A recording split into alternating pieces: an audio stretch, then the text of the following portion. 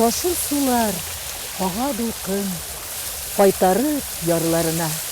Кайтардың мине мөхәббәт, бәхетле язларыма. Яшик жаным бу хисләрне, язлар сайын яңартып. Яшик гомерне яз итеп, яратылып, яратып. Көннең һава торышының сәйер генә, кырыс кына булып торуына карамастан, әллә кайлардан жанны актарып, Василә Фаттахова моңы шушы шигъри юллар аша жанымда яңгырап китте. Василә Фаттахова арабыздан киткәнгә 5 ел гомер узып бара. Нинди иде ул Василә? Анда гүзәллек, хатын-кызга гына булган тыйнаклык та, горурлык та, сер дә. Шулай ук ябык күңел артында шундый тирәнлек тә бар икәне. Әлбәттә, хәтта кешеләргә ул кадәрле ышанып та, ачылып та бетмәгән шәхес икәнен аңлап өлгердем кебек. Бу исә минем күзәтүләрем аша. Бүген сүзебез шул хакта барачак. Сәлам телеканалына киләнгәнсез, якынрак килегез, бергә искә алыйк. Ә хәзер мин Илгиз Фәнүз улын, аның тормыш иптәшен каршы алам.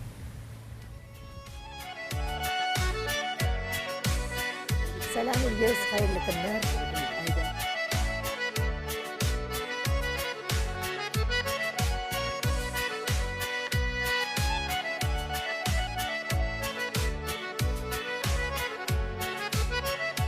Çeşlerine bağlı büttü yaz jili. Biz kavuşkan günlerde de yaz idi. Devge bülek şeşkeler beylemleri, başlarının şuşak eylemeyenleri. Devge bülek şeşkeler beylemleri, başlarının şuşak eylemeyenleri.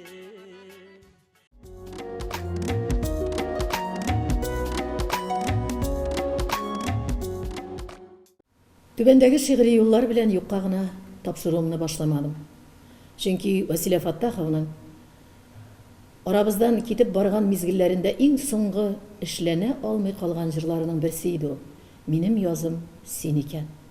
Иптәше белән икесе бик үтенеп яздырган бу матур җыр аларның гаиләсенә бүләк булып яңгырарга тиеш иде. Ул аны миңа демо вариантта гына җитештерде. Ахырда инде бик матур иттереп Эльмира Сөләйманова башкаруында яңгырап, халык күңелендә бу җыр урын алды.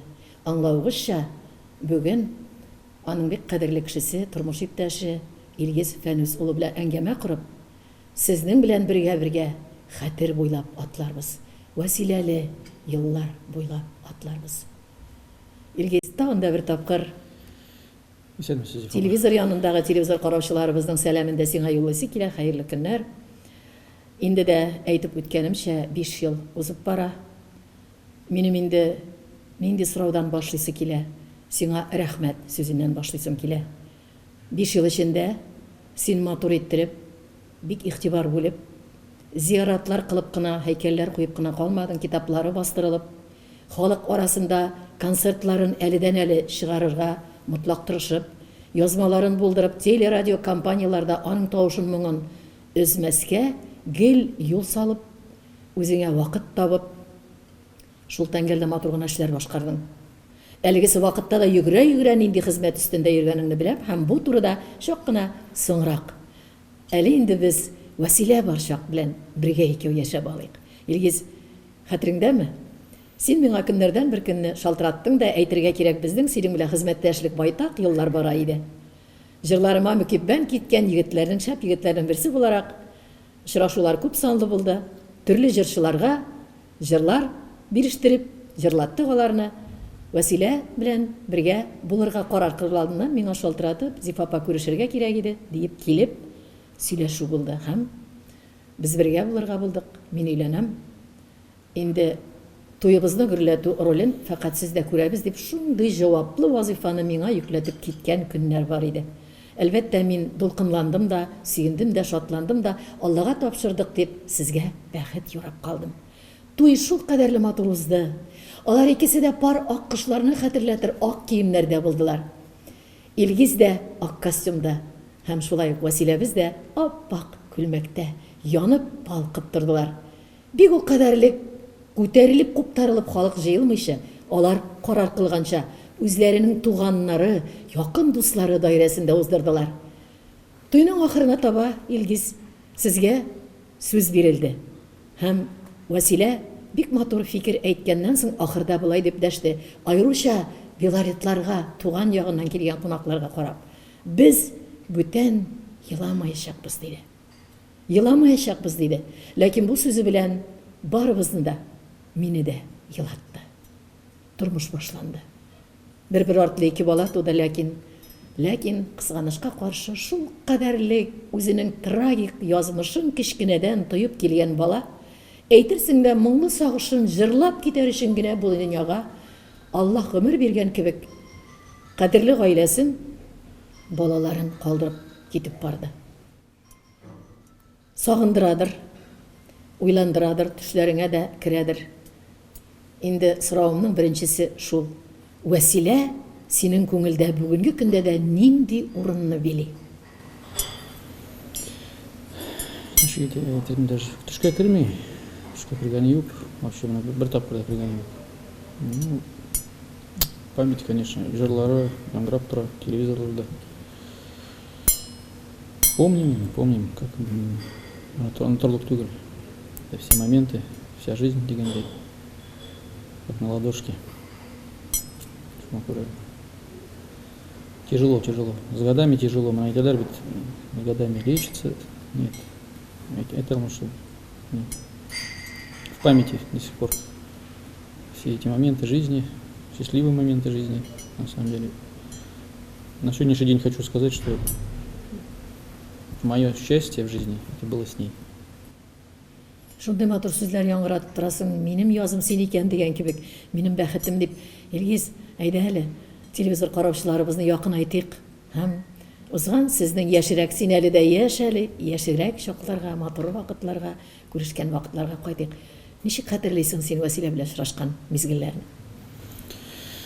Без аның белән очраштык не совсем, скажем так, в приятной обстановке, потому что мен еще калганнары барып кайтырга на похороны ее сестры Белорецкига. Урал Рашидовна Патина Айгуль попросила меня как раз эшләгән вакытлар съездить на похороны, как раз сестренка сөйләгән. Без шунда киттек бергә на похороны. Шуннан бергә кайттык, машинага утырып и бүтән очрашмадык. Определенное время. Это может быть полгода. Но это судьба, на самом деле судьба. Говорят же, если суждено, будешь вместе с человеком. И тут так получилось, что Алар начали организовывать концерт. Она вернулась на эстраду долгое время, отсутствовав на эстраде. Вот. И попросили меня там помочь с одним вопросом.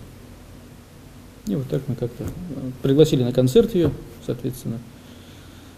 Я побывал на концерте, после этого она мне написала СМС, слова благодарности, и мы начали общаться. И это было весной 2000, если не ошибаюсь, 2007 года. Да, 2007 года. Потом летом снимали совместный клип «Яблони», все прекрасно его знают, видели на экранах. И уже ближе к осени, в декабре, она мне сама предложила сыграть свадьбу. Вот. Я просто думал, еще рано, как бы. Дөрес ишетәсез. Чын-чынында да Вәсилә үзе карар кылган һәм тәкъдим ясаган. Илгиздән мин беренче кат кына ишетмимен. Илгиз, менә аңа кадәрле син ничектер җырчылар арасында гел урталыкта булдың, һәр ярдәм итәсең, син продюсерлыкта кыласың. Син аңа ничектер аның моңына мөрәҗәгать иткәнең бар идеме? Аның аерылып торып ничектер сиңа тартылу, моңы сиңа охшаумы? Ничектер шундый кичерешләрдә яшәдеңме, юкмы? Әллә шунда гына син якын итеп Вәсилә диләр. Шул икән генә булып киттеме, ничектер электән дә әзрәк кенә ниндидер матур моң, тавыш, үзе дә шибәр бит инде. Күңелдә бар идеме шундый? Честно сказать, да, хочу сказать честно, как мои ощущения об этом человеке до знакомства не представлялось таким, что вот, в принципе, знаменитый человек, песня там «Туганяк», в принципе, она звучала в то время очень популярно. Как-то я даже и мечтать не мог, чтобы познакомиться с ней даже, да, вот на самом деле это было для меня неожиданно был. Я знал, конечно, кто же не знал об этой певице. Но, честно говоря, никогда не думал, что познакомимся, и она станет моей супругой. Это судьба, на самом деле. Язмыш шыншынында да кыска гына гомер ичендә шундый бәхетле гаиләдә балалар үсте. Бүгенге көнне үсте дип әйтергә язсын алдагы гомерләрдә. Иншалла. Инде Кәрим безнең икенче Дүртенче класста укый. Аллага шөкер. әле Зифапада артта калган икән әле. Мин күзәтеп бара идем. 4нче сыйныфта укый. Әйдәле Кәрим турында. Менә аның ул бала бигрәк тә Кәрим өчен üzülеп авыр көннәрдә шу кадәрлек авыр аралыкта торып калды һәм ул әнине белер-белмәс калса да барыбер билебрәк калды. Шул вакытларны ничек хәтерлисең син? Баланың беренче тапкыр туйганнарын, әнисе авырган вакытта, Вәсиләнең авыргач дәваханадан бала өчен üzгәләнеп кайтып йөрүләре. Шулай бит, хәтта син теләмәсәң дә урында ятырга кирәк. Табиблар кушмаганда да. Ничегрәк бу хакта? Да, даже кызыбыз туганда ул тизрәк өйгә кайтырга ашыкты. Өйгә кайтып, потому что Кәрим дә сагынды уже. Потом повторно больницага кеш уже кайтмады инде уже. Кәрим башта әйдә барып килик, әнине ашарга алып барыйк, может ул ашарга кирәк торганда белән салып барыйк, барып кайтыйк. Күрәсе килде. Где-то ярты ел без аны дөресен әйткәндә, дөресен әйтмәдек, дөресен, но старались сказать, что мама на небесах, аңлатырга тырыштык. И пришлось уже дөресен әйтергә җәйкене объяснить. Ну, җыламады, әйтмәде, просто воспринял как настоящий мужчина. Вот. Потом со временем уже бик әйтмәде дә ул, бик сөйләмәде. Ну, барыбер мына планшетта бөтен төшергән неләре, видеолары, детство Кәрима өчтүреп барды ул. Еще играли алар, уйнадылар. То есть все вот шул планшетта бар. Ул Кәрим бу планшетны алып, постоянно карап, акырын шулай утырды. Әле инде чын ирләрчә дигән сүзең бигрәк тә күңелгә ятышлы булып китте. Илгиз, үзең дә шулай тәрбиялисең, син аны күреп торам өчен ирләрчә булырга һәм теге сыгылып төшә торган түгел булып яшәргә, шулай булып үссен. Алда бер сагырурлыгың булсын, алда мәктәптә яхшы укыйм икән дип сорыйсы килә. Нинди фәннәрне яратып, якын итә? Аның математика ярата. Русский язык яратып бармы, литература, математика, спорт ярата. Хоккей, футбол, шундый. Моң бармы? Моң юк. Юкмы? Бик нитми. Яратып бармы? Яратып бармый. Әнисенең җырларын еш кына тыңлаган ишетеләме? Вообще тыңламый. Тыңламыймы?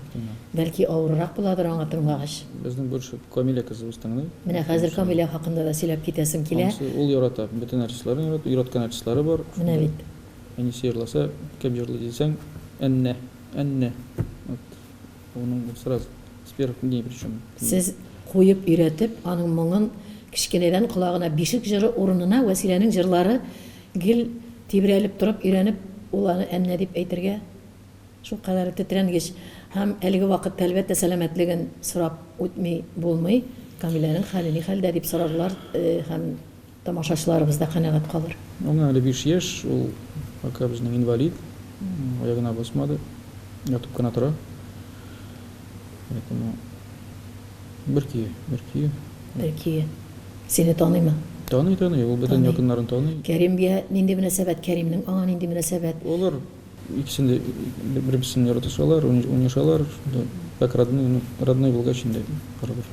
Инде минем тагын бер матур тукталышта булып итәсе килә. Без инде Белорет якларына да юл алырбыз, чөнки безне Белоретлар, Василәнең туган яклары, туганнары да тыңларлар. Бүген җылы итеп сөйләшеп утырасы килә Илгиз синең белән. Мин белән бик күп килен булып төшкәч, кайна белән шул кадәр җылы мөнәсәбәттә яши алмый. Шул кадәрлек беренче вакыттан ук беләмен. Куркмый әйтәм. Кайнасы белән, Нәсимә ханым белән, шул кадәрлек синең әтиең белән, Фәнүз белән, әфәнде белән уртаклык табып, үзенең әти әнисе иртә китү сәбәпле ул алар йөзендә үзенең әти әнисен күргән кебек якын итте. Хәтта Нәсимә ханым белән сердәш булып, алар мәчетләргә бергә йөргәннәрен хәтерлим. Кәримне хәтта алар мәчетләргә алып барып, шундый матур тәрбия бирә башлаганнар иде бергә. Хәтерлисең ул вакытларны.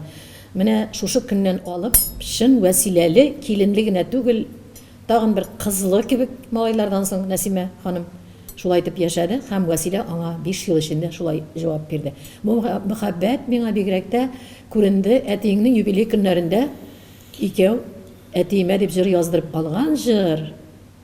Анда, конечно, Белсәгез рәхәтлекләрен, әтиле булуларының мин язганда йөрәкләрем әле дә менә аркамнан салкын үтеп китте.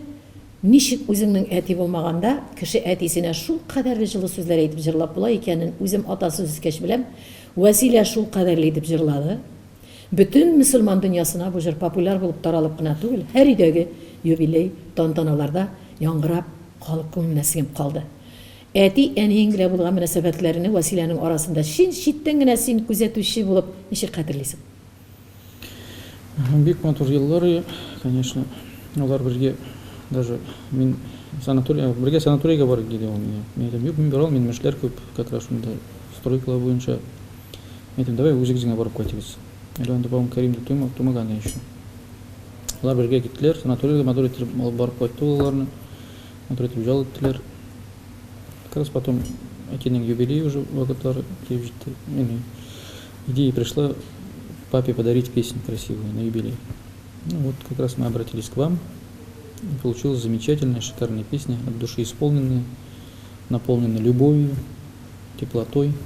И отцу просто по сей день она нравится очень сильно. Вот.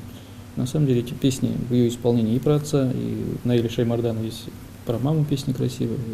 До сих пор они слушают и плачут. Это уж воспоминания, которые, я не знаю, очень теплые воспоминания, и они навсегда в сердце.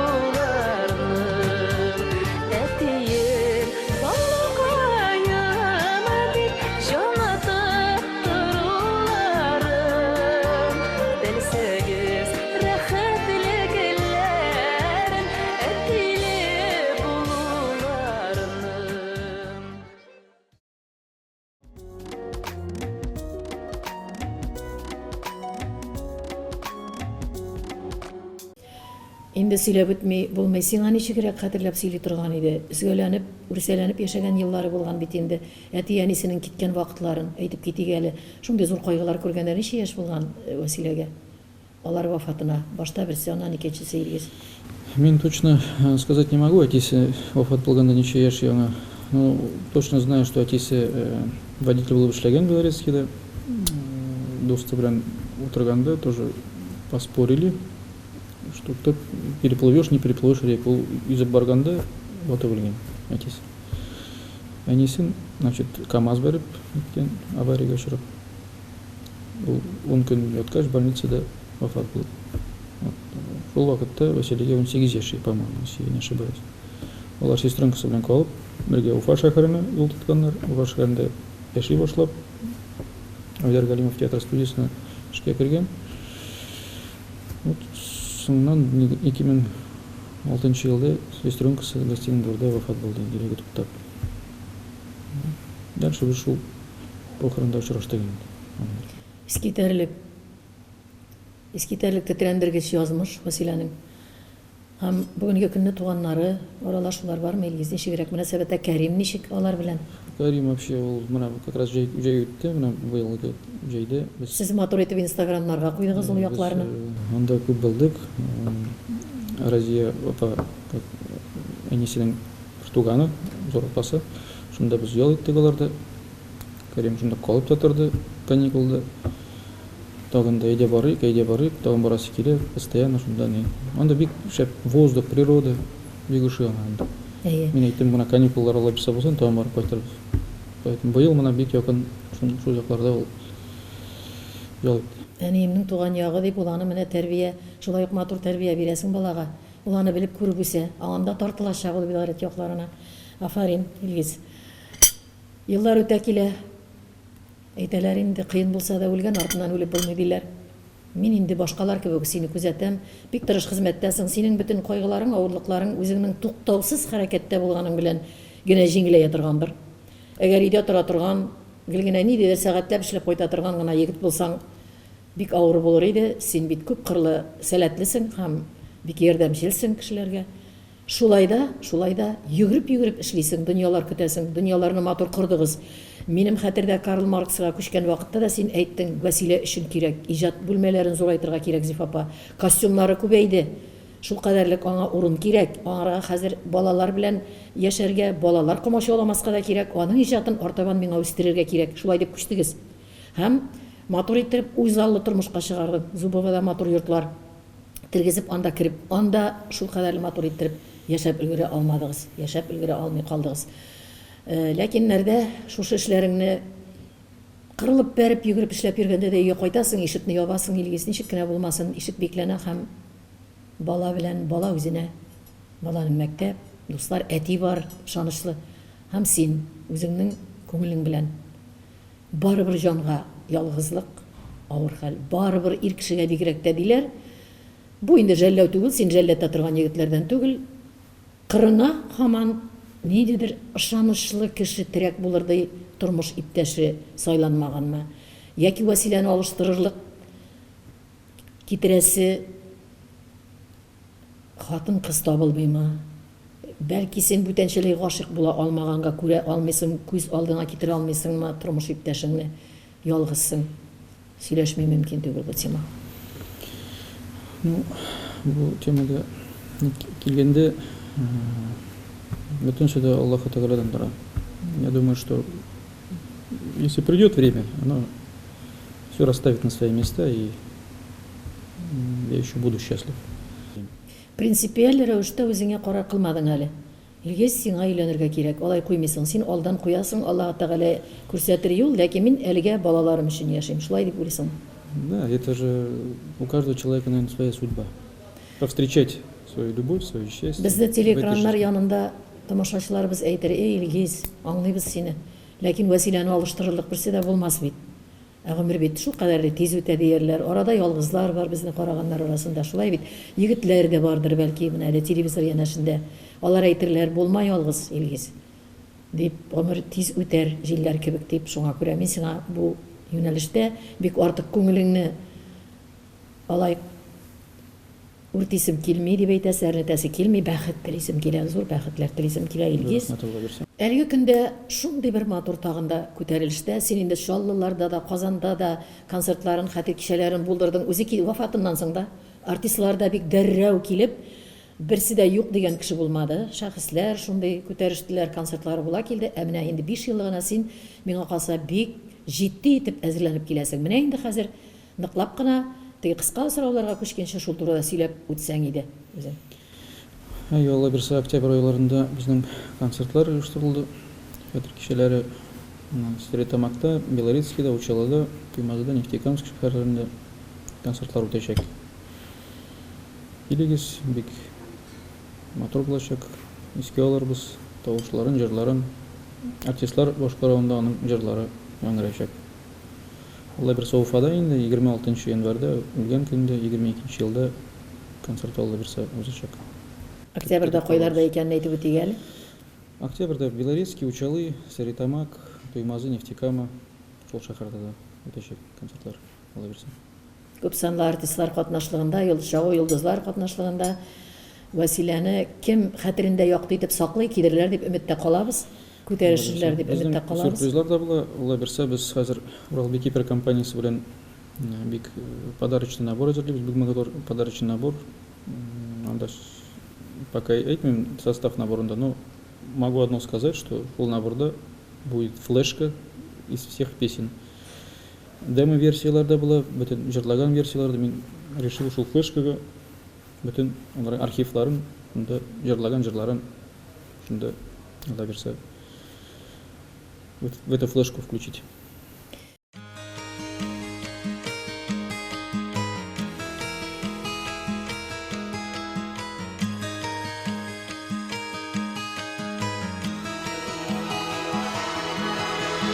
Ayrılabız sağ bul deydin mine. Bu uçraşu soңгы mərtəbə.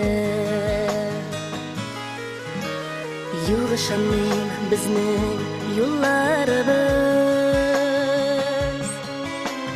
Ayrılır diye irtege. Aşığasın canım, yalğışasın. Yo'g'altuvi jingil tabudan. Qutqarırga kerak mahallatni. Suyib ketsa qaytmas yanadan.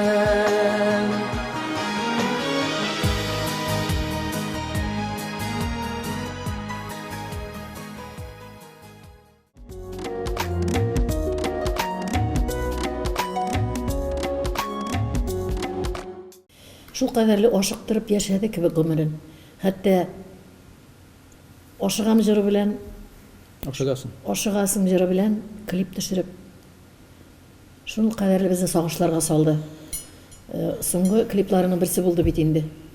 Шуңа күрә аянышлы язмышы, ләкин шул кадәрле матур җырлары калды.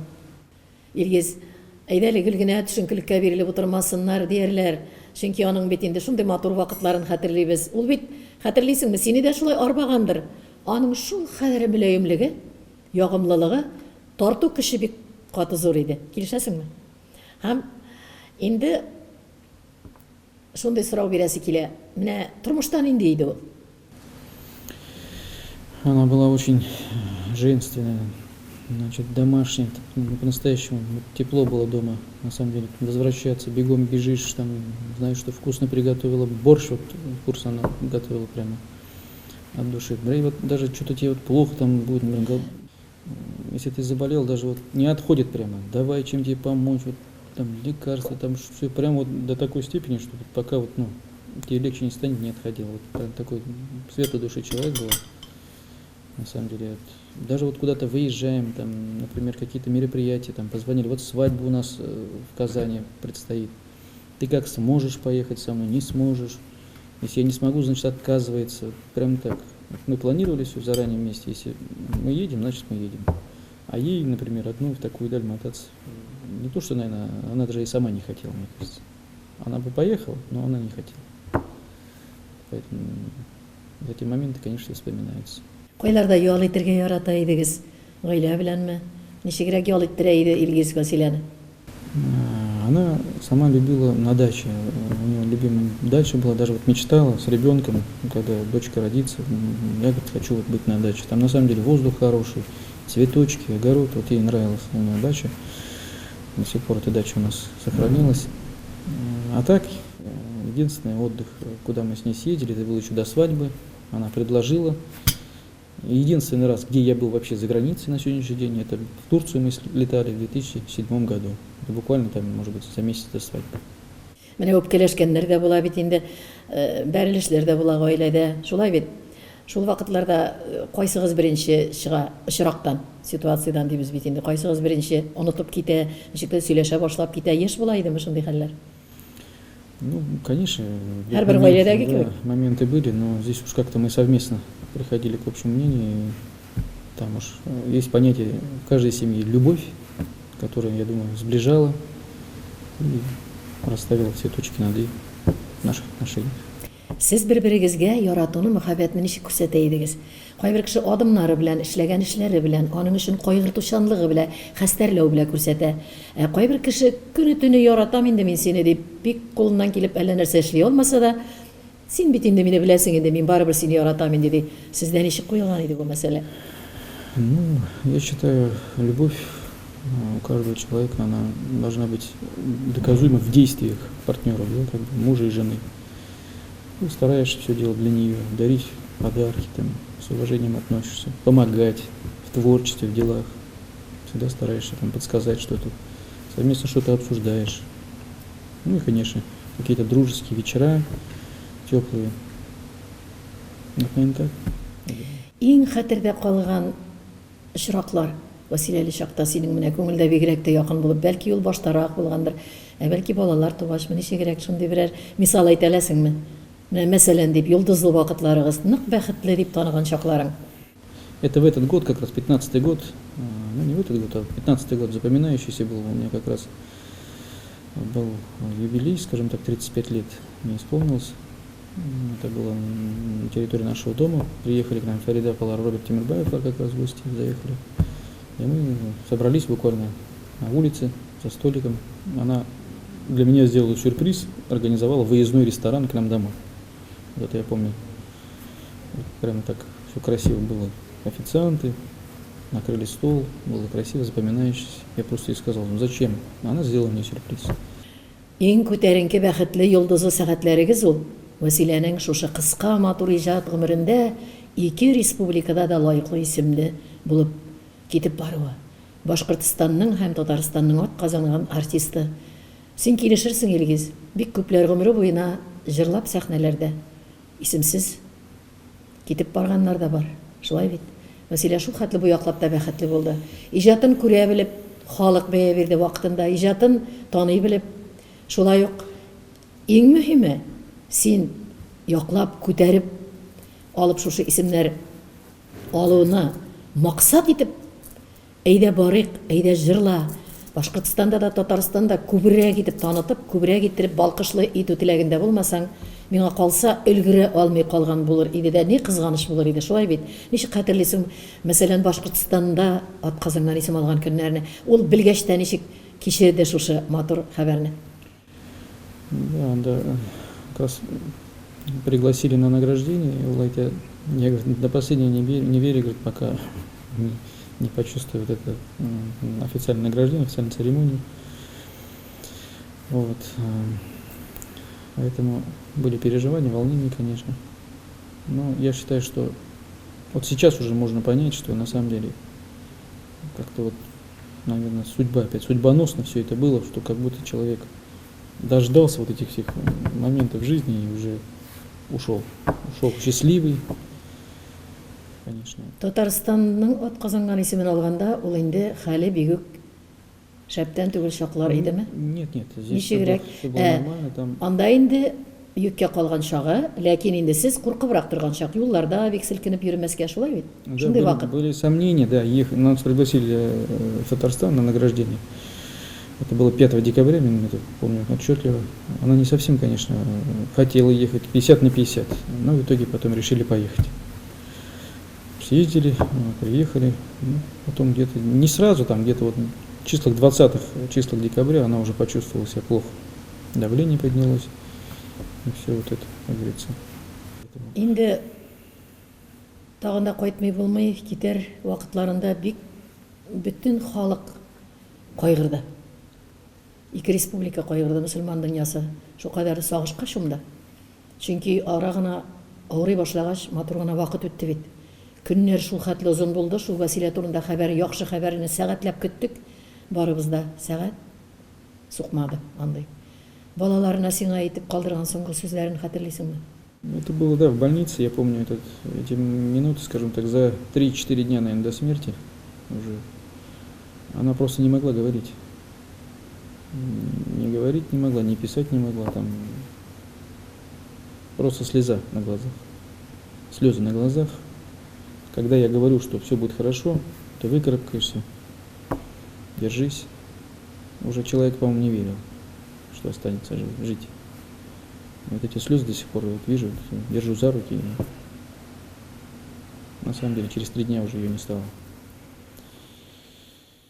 Шу кадәр зур кайгылар кичергән йөрәкне тетрәтеп, кабат-кабат сөйләмемне дәвам итәсем килми бу хакта. Илгиз шундый матур хатын-кыз белән популяр танылган билгеле җырчы белән яшәдең. Көнләшү бар идеме? Барыбер ничектер көнләшми мөмкин түгел диярләр егетләр теге якта карасалар. Ну, честно говоря, даже вот не давала повода. Не давала повода. Потому что каждый мужчина, в любом случае, он же прикидывает в своей глубине души, ага, вот как здесь, как здесь. Нет, я бы не сказал, что понятно, что популярная, красивая, но она была очень семейной. Все для семьи, для детей. настолько это все ощущалось, теплота, что даже вот ни грамма. Өзі сеннен? Сиңа Это карата уже андай сейчас не знаю как. сиздергәне булмагандыр, чөнки син дә сизәр өчен сәбәпләр тудырмаган булгансыңдыр дип ышанасы килә, шулай бит Илгиз. Инде дә шундый сорау бирәсе килә, синең өчен ничек? Халык үзенчә уйлый, мин беләм, халык фикере бу тәңгәлдән инде кабатлап вәсиләләр туармы? Вәсиләнең моңы кабатланыр микән ул җирдә? Вәсилә кебекләр булырмы? Вәсиләне алыштырырдай менә килеп чыкты бер сәләтле, талантлы кыз бала дип әйтер көннәр булырмы? Ну, я считаю, каждый артист, он по-своему хорош, у всех свое творчество, свой голос, поэтому я считаю, навряд ли, у каждого свое творчество, свой голос. Тынмас тормышыңда дусларың күп. Дусларны син сайлый белгәнеңне мин күзәтә киләм һәм сорап та тормыйм кемнәр. Дуслар, Вәсиләле чакта да гаилә дусларыгыз бик күп түгел, ләкин сыналган дуслар янәшегездә булды бит инде Илгиз. Алга карап ниндидер максатлар куймый булмый. Иң зур хыялларың, максатларың, киләчәккә булган, хәтта планнарың дип әйтимме, тормыш графигың, девизың бардыр менә шушы хәлләрдән чыгып сине һаман сайын ике балаңны җитәкләп алга барышта. Ну, что нам остается? Жить, радоваться жизни, воспитывать детей, трудиться. Конечно, работа отвлекает, но я считаю, что на данном жизненном этапе бывают моменты, когда тяжело, как бы там ни было. Хоть ты сколько отвлекайся, занимайся там делами, погружайся в работу. Все равно бывают моменты, когда ты садишься, задумываешься, вспоминаешь эти моменты, и становится тяжело. Вәсилә дип җан атып торганнар бар, контактларда, социаль челтәрләрдә гел күренә, җырларын тыңлаганда ашыргаланып, сагыналар. Аларга әйтер сүзләрең бармы, Илгиз? Тамашачыларга, Вәсиләне яраткан җаннарга. Хочу всех поблагодарить за откровенные теплые слова, за пожелания. Да, вот пишут на страницах очень много теплых пожеланий. Приходите на концерты памяти.